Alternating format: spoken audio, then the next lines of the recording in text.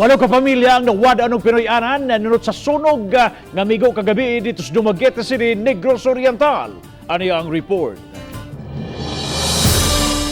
Mayong gabi na itong tanan. 5 ka balay ang naugdaw og usa ang partially burned sa Purok Nara, Barangay Kadawinunan, Dumaguete City kagabi.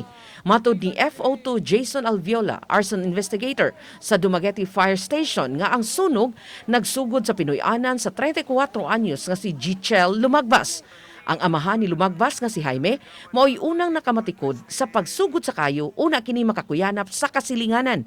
Nagtuo ang BFP nga posibleng natumba ang gidagkutang kandila nga mao'y hinungdan sa pagdako sa kayo nga milamoy sa unom kabay nga gama sa light materials. Kasi doon sa kusina nila, merong butane canister na pwedeng maging accelerant sa sanhi ng sunog. Gawa sa Dumaguete Fire Station, mitabang usab sa pagpaong sa kayo ang kabomberuhan sa lungsod sa Valencia. Wa hinuoy na matay o napaso sa maong insidente nga nagbilin og danyos nga gibanabanang mukabat sa 40,000 pesos. Sa pagkakaron, ang mga nasunugan gipahiluna sa Kadawinunan Elementary School. Kay wa may nada sa ilang mga butang na nawagan ang mga biktima sa sunog ug mga hinabang. Alayon kong ingon ni Ima Kandar. Nasunugan akong balay diri Cebu sa Negros niya.